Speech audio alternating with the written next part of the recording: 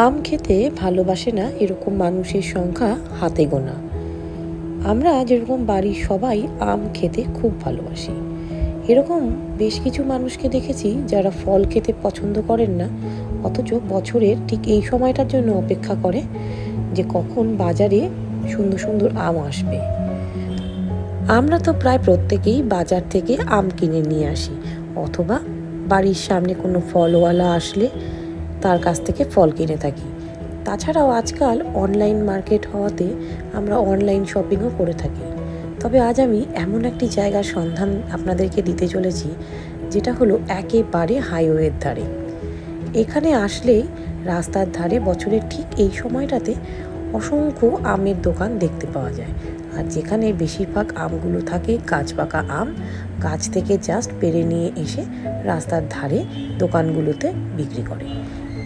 গত বছরও আমরা এই হাইওয়ের ধারে আমের দোকানগুলিতে গিয়েছিলাম আম কিনবো বলে।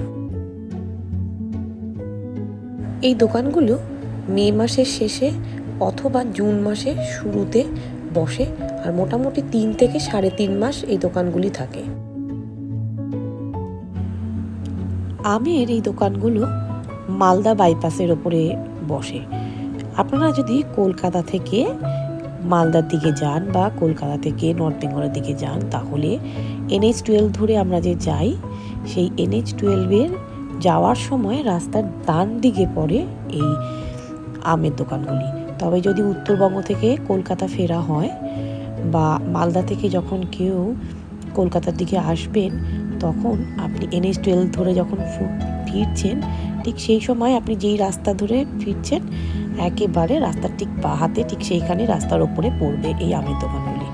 তবে যদি আমরা মালদা যাই কলকাতা থেকে, তাহলে আমাদের NH-12 ওপরে রাস্তার ধারে গাড়িটাকে দাঁড় করিয়ে আপনাকে ডিভাইডার দিয়ে রাস্তাটা পার করে ডান দিকে গিয়ে আপনাকে এই আমের দোকানগুলো থেকে আম কিনতে হবে।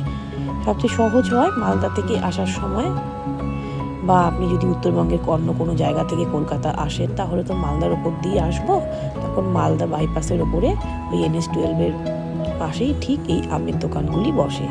আর আমরা যেহেতু বেশ কিছুবার এই রাস্তা ধরে যাতায়াত করি সারা বছর ধরে, তাই বছরে বিভিন্ন সময় এই রাস্তার ধারে যে বিভিন্ন রকমের জিনিসপত্র বিক্রি হয় সেগুলো কিনতে যাই। যেমন শীতকালে আমরা গুড় কিনি, গরমের সময় আমরা আমের দোকানে আসি।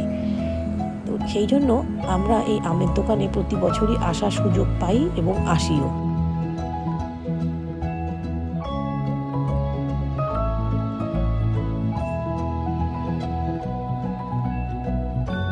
আমের দোকানগুলি সকালবেলা মোটামুটি 8টার মধ্যে খুলে যায়, আর ওইদিকে সন্ধে হওয়ার আগ অবধি আমের দোকানগুলি থাকে। আর এখান থেকে খুব সহজে আপনারা যারা যাতায়াত করবেন এই রাস্তা দিয়ে আম কিনতে পারবেন। আমগুলোর স্বাদ এক কথায় অনবদ্য। আমি আগের বছরও কিনেছিলাম, এই বছরও কিনেছি। সত্যিই খুব সুন্দর হয় এখানকার এই আমগুলো। এখানে ল্যাংড়া, ফজলি, হিমসাগর, লক্ষণভোগ, এছাড়া আরও অনেক ধরনের আম পাওয়া যায়। আমগুলো আমি যখন কিনেছিলাম এই সপ্তাহ 2 আগে, তখন 40 টাকা কিলো দরে বিক্রি করা হচ্ছিল। আম কিনে আমরা এখন চলেছি বাড়ির পথে।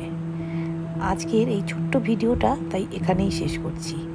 আবারও আসবো আরও একটা এরকম ভিডিও নিয়ে।